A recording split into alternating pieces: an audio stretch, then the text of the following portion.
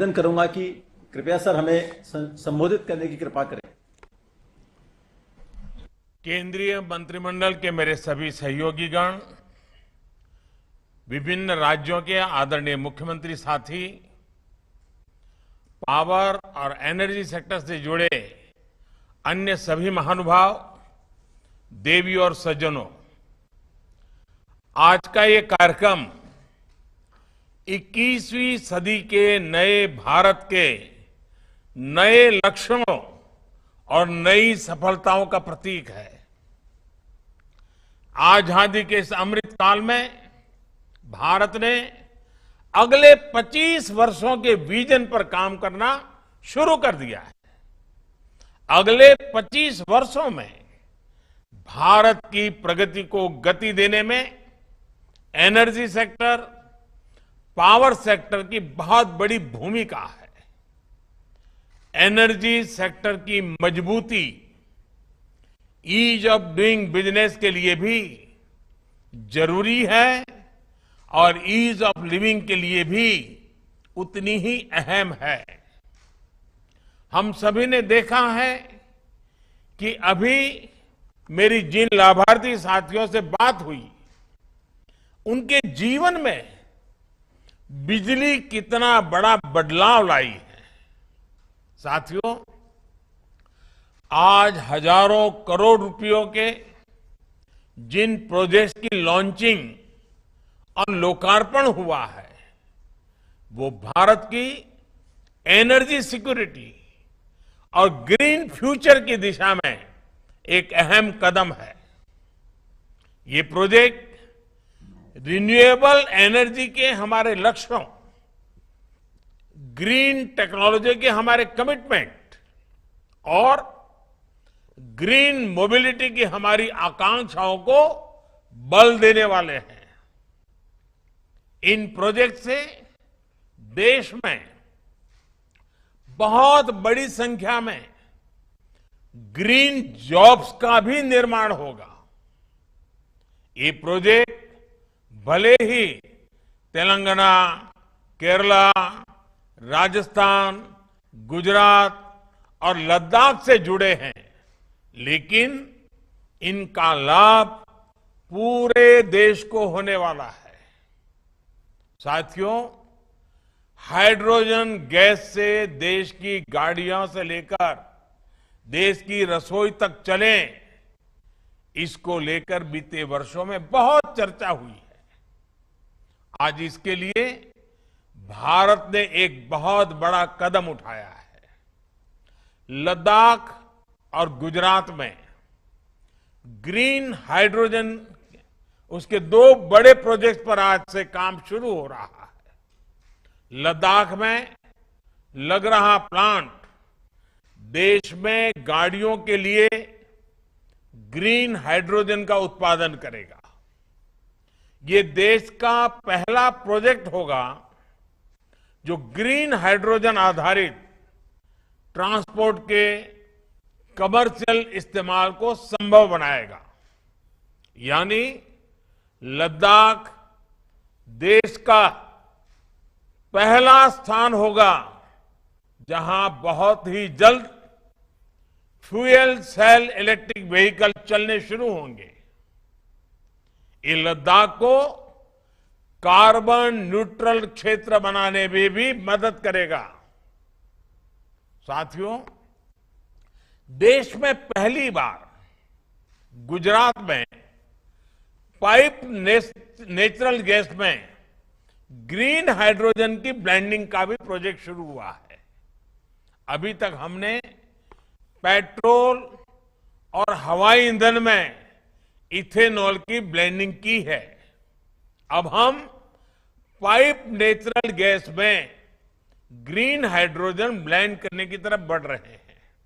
इससे natural gas के लिए विदेशी निर्भरता में कमी आएगी और जो पैसा विदेश जाता है वो भी देश के ही काम आएगा। साथियों, 8 साल पहले देश के पावर सेक्टर की क्या स्थिति थी, ये इस कार्यक्रम में बैठे सभी दिग्गज साथियों को पता है, हमारे देश में ग्रिड को लेकर दिक्कत थी, ग्रिड फेल हुआ करते थे, बिजली का उत्पादन घट रहा था, कटौती बढ़ रही थी, डिस्ट्रीब्यूशन सिस्टम पूरी डावाडोल थी। ऐसी स्थिति में 8 साल पहले हमने देश के पावर सेक्टर के हर अंग को ट्रांसफॉर्म करने का बीड़ा उठाया।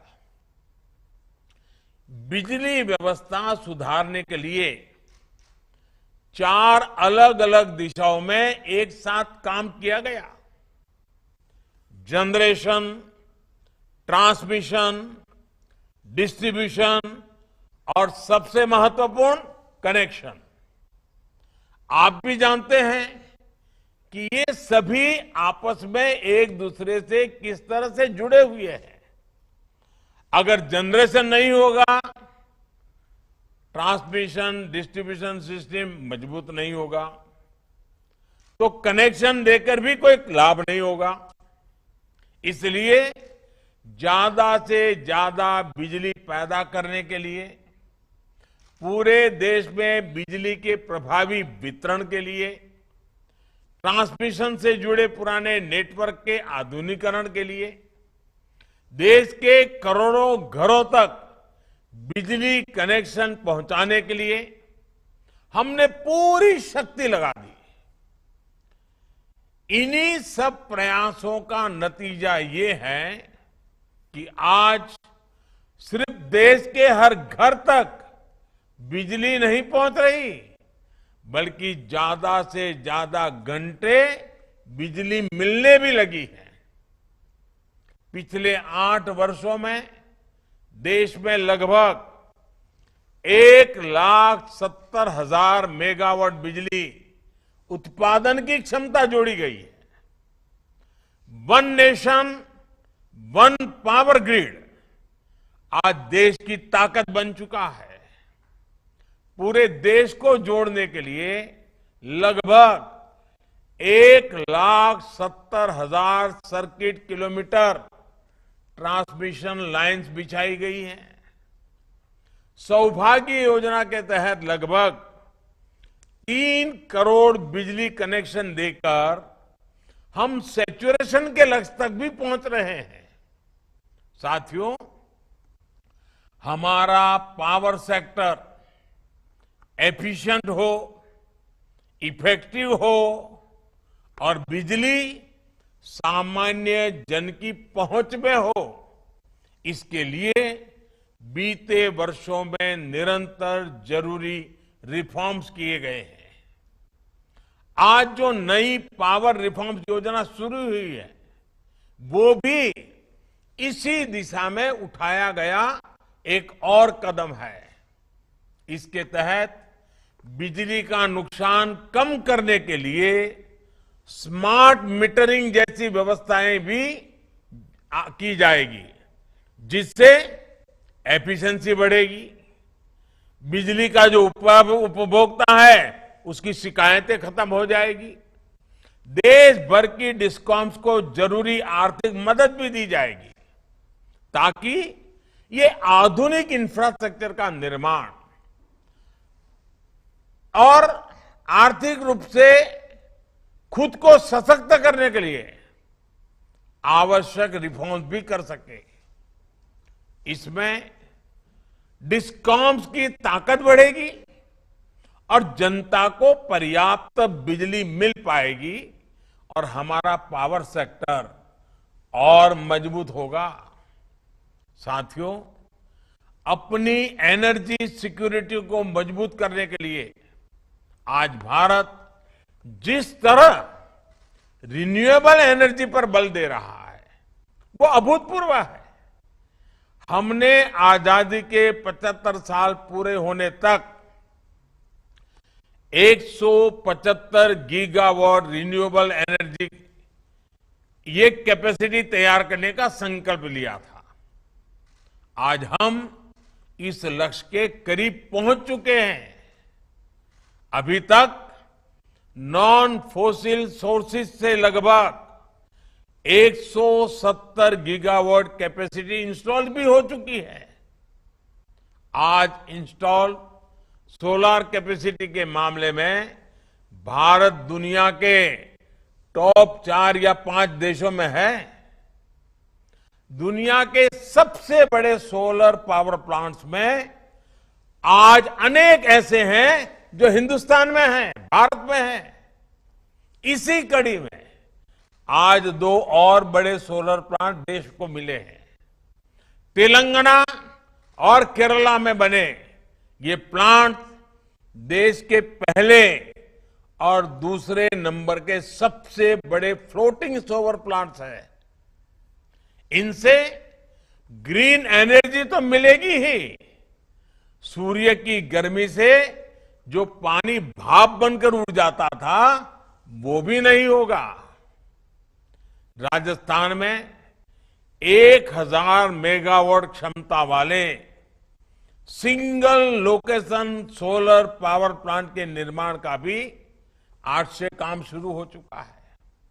मुझे विश्वास है ये प्रोजेक्ट्स ऊर्जा के मामले में भारत की आत्मनिर्भरता के प्रतीक बनेंगे। साथियों, अपनी ऊर्जा जरूरतों को पूरा करने के लिए भारत बड़े सोलर प्लांट लगाने के साथ ही ज्यादा से ज्यादा घरों में सोलर पैनल लगाने पर भी जोर दे रहा है। लोग आसानी से रूफटॉप सोलर प्रोजेक्ट लगा पाएं, इसके लिए आज एक नेशनल पोर्टल भी शुरू किया गया है। एक घर पर ही बिजली पैदा करने और बिजली उत्पादन से कमाई दोनों तरह से मदद करेगा।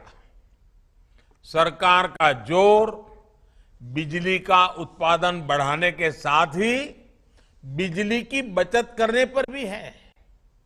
बिजली बचाना यानी भविष्य सजाना।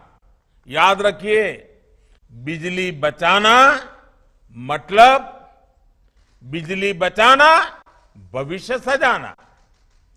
पीएम किसान योजना इसका एक बेहतरीन उदाहरण है। हम किसानों को सोलर पंप की सुविधा दे रहे हैं, खेतों के किनारे सोलर पैनल लगाने में मदद कर रहे हैं और इससे हमारा अन्नदाता ऊर्जा दाता भी बन रहा है। किसान के खर्च में भी कमी आई है और उसे कमाई का एक अतिरिक्त साधन भी मिला है। देश के सामान्य मानवी का बिजली का बिल कम करने में उजाला योजना ने भी बड़ी भूमिका निभाई है। घरों में एलईडी बल्ब की वजह से हर साल गरीब और मध्यम वर्ग के बिजली बिल में 50,000 करोड़ रुपए से ज्यादा बच रहे हैं। हमारे परिवारों में 50,000 करोड़ रुपया बचना ये अपने आप में बहुत बड़ी मदद है। साथियों, इस कार्यक्रम में अनेक राज्यों के सम्मानित माननीय मुख्यमंत्री और ये अन्य प्रतिनिधि जुड़े हुए हैं। इस अवसर एक बहुत ही गंभीर बात और अपनी बड़ी चिंता भी मैं आपसे साझा करना चाहता हूं। और ये चिंता इतनी बड़ी है कि एक बार हिंदुस्तान के एक प्रधानमंत्री को 15 अगस्त को लाल किले के भाषण में इस चिंता को व्यक्त करना पड़ा था। समय के साथ हमारी राजनीति में एक गंभीर विकार आता गया है। राजनीति में जनता को सच बताने का साहस होना चाहिए, लेकिन हम देखते हैं कि कुछ राज्यों में इससे बचने की कोशिश होती है। ये रणनीति तत्कालिक रूप से अच्छी राजनीति लग सकती है, लेकिन ये आज के सच को, आज की चुनौतियों को कल के लिए, अपने बच्चों के लिए, अपनी भावी पीढ़ियों के लिए टालने वाली योजना है। उनका भविष्य तबाह करने वाली बातें हैं। समस्या का समाधान आज ढूंढने के बजाय उनको ये सोच करके टाल देने की कोई, और इसको समझेगा कोई और सुलझाएगा, आने वाला जो करेगा करेगा, मुझे क्या, मैं तो 5 साल 10 साल में चला जाऊंगा। ये सोच देश की भलाई के लिए उचित नहीं है। इसी सोच की वजह से देश के कई राज्यों में आज पावर सेक्टर बहुत बड़े संकट में है। और जब किसी राज्य का पावर सेक्टर कमजोर होता है तो इसका प्रभाव पूरे देश के पावर सेक्टर पर भी पड़ता है और उस राज्य के भविष्य को अंधकार की ओर धकेल देता है। आप भी जानते हैं कि हमारे डिस्ट्रीब्यूशन सेक्टर में लॉसेस डबल डिजिट में हैं, जबकि दुनिया के विकसित देशों में ये सिंगल डिजिट में बहुत नगण्य है।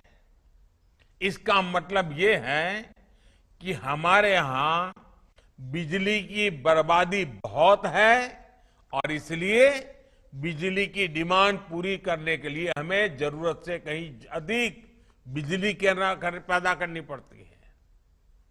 अब सवाल ये है कि डिस्ट्रीब्यूशन और ट्रांसमिशन के दौरान तो जो नुकसान होता है उसे कम करने के लिए राज्यों में जरूरी निवेश क्यों नहीं होता?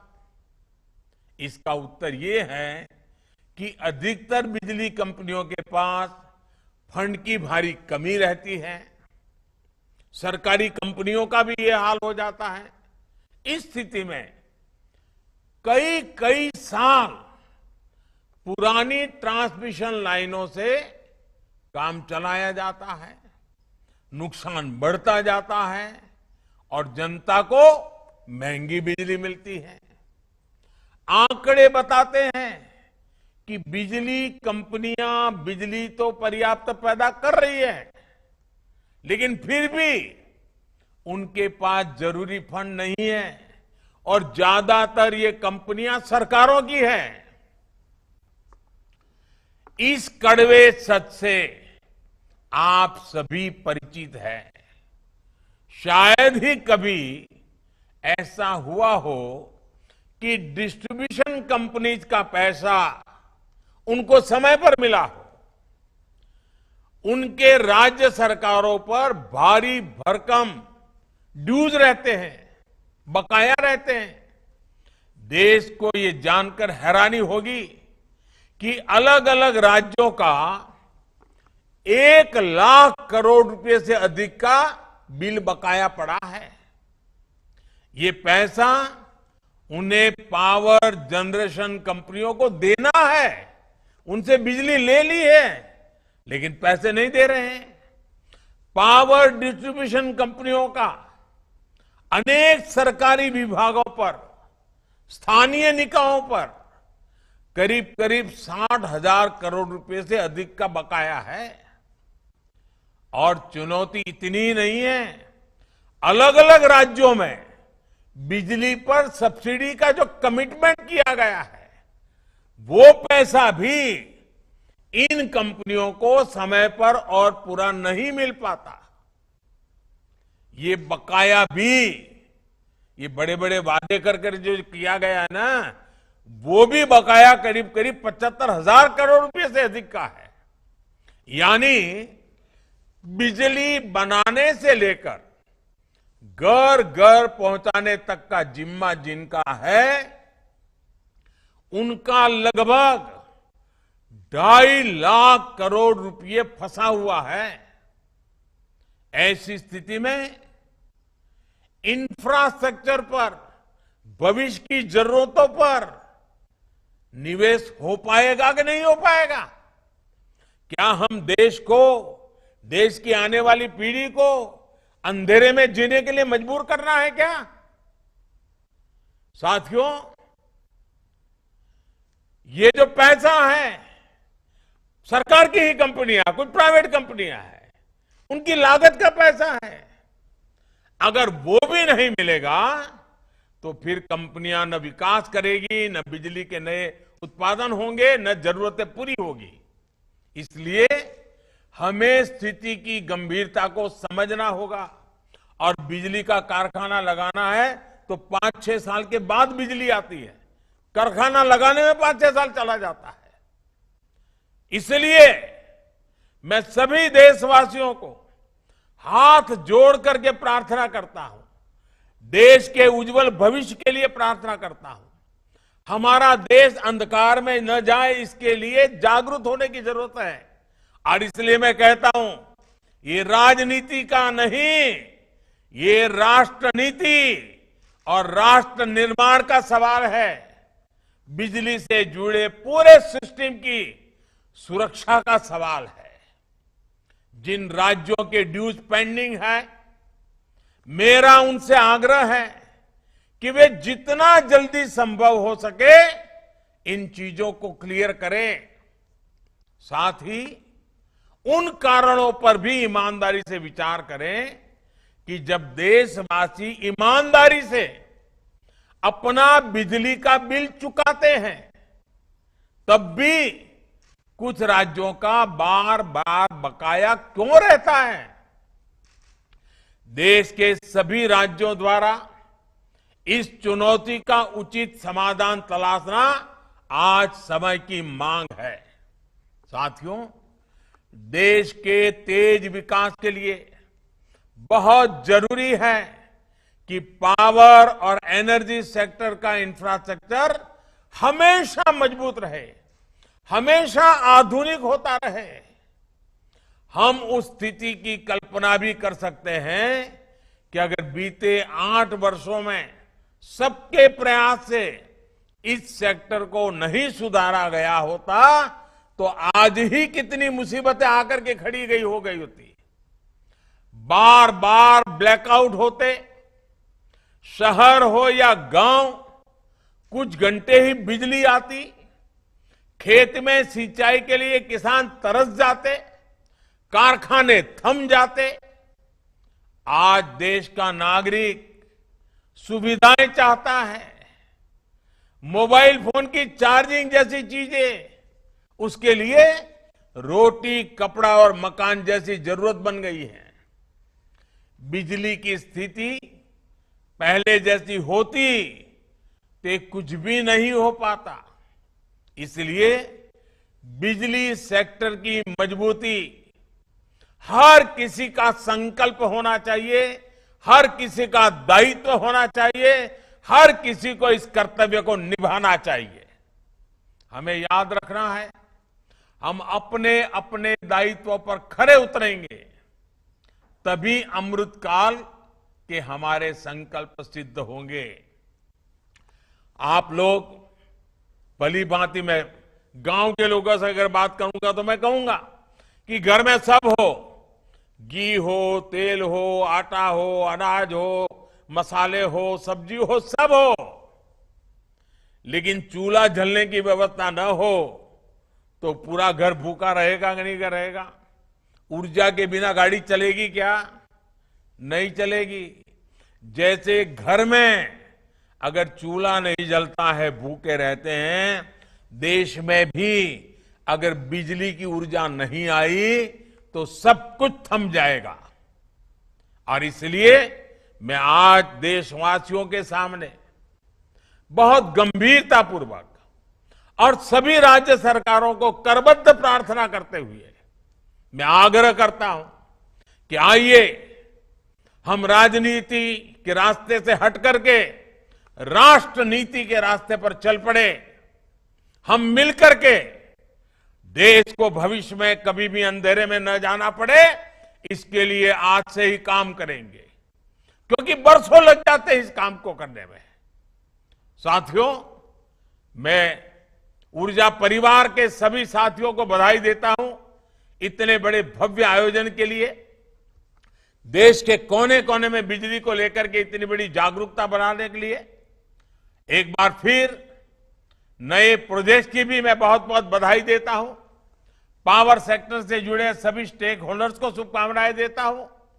मेरी तरफ से आप सबको उज्जवल भविष्य की अनेक अनेक शुभकामनाएं। बहुत बहुत धन्यवाद।